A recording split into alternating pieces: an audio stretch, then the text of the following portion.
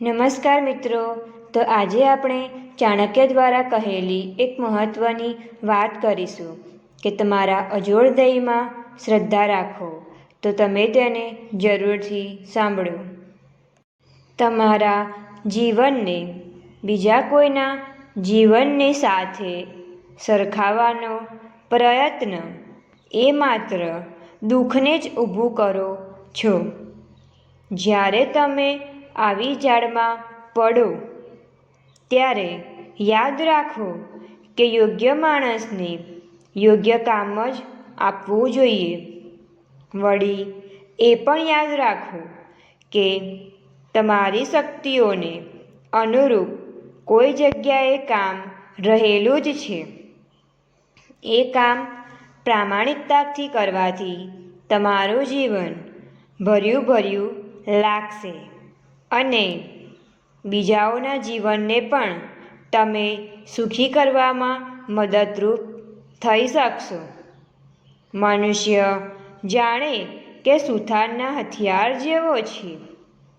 જ્યારે યોગ્ય કામ માટે જે સાધન છે તેના ઉપયોગથી તેઓ સુંદર કામગીરી આપે છે.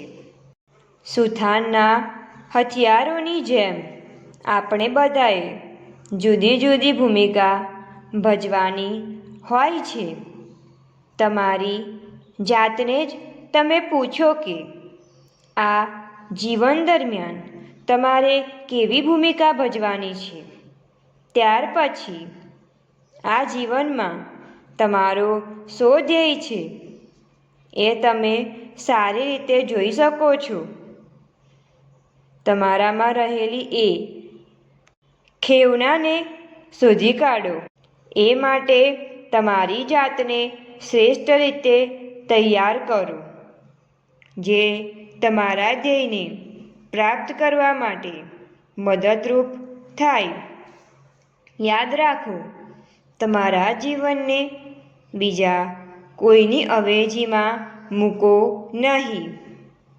દરેક વ્યક્તિને લગભગ 6 ભાઈઓ કે બહેનોના ગ્રુપ હોય છે, જે વારાફરતી આ વિશ્વમાં જીવનના અનુભવ લેવા માટેની તકો માટે જન્મતા હોય છે. જ્યારે વ્યક્તિ બીજી દુનિયામાંથી પાછી આવે છે ત્યારે પૃથ્વી ઉપર થયેલા અનુભવોની તેના ગ્રુપના સભ્યો સાથે આપ-લે કરે છે. એ બધા હાથની હથેળીની 5 આંગળીઓ જેવા છે. જો કે સ્વતંત્ર રીતે તે બધી જુદા જુદા ઘાટની હોય છે, પણ તે બધી એક જ હાથના ભાગરૂપે હોય છે.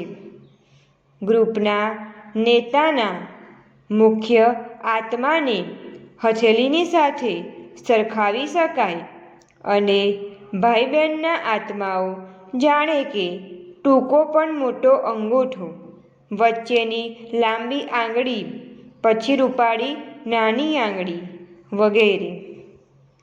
આ ભાઈ બહેનોના જીવન આત્માઓનો સમૂહ જાણે કે અનુભવોનો કુલ સંગ્રહ છે. કોઈક વસ્તુ પકડવા માટે હાથ જેમ બધી આંગળીઓનો મોટે ભાગે ઉપયોગ કરે છે. એની જેમ કહી શકાય કે દરેક જીવાત્મા જીવનના વિવિધ પ્રકારના અનુભવો મેળવવા માટે જીવાત્માના પુનર્જન્મના ચક્રમાં વારંવાર પુનરાવર્તન કરે છે.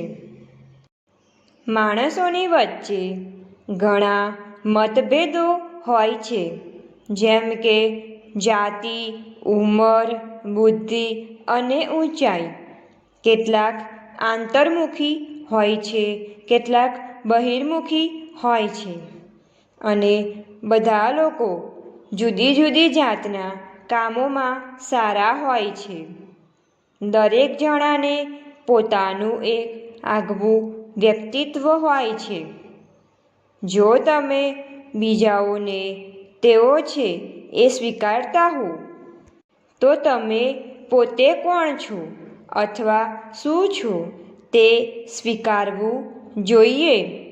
ઈશ્વર બધા માણસોને ક્ષમા આપે છે અને કહે છે, તમે જે છો તે બરાબર છો. તમે જે નથી તે બીજાના જેવા બનવાની જરૂર નથી. તમે જેવા છો તેવા જ રહો.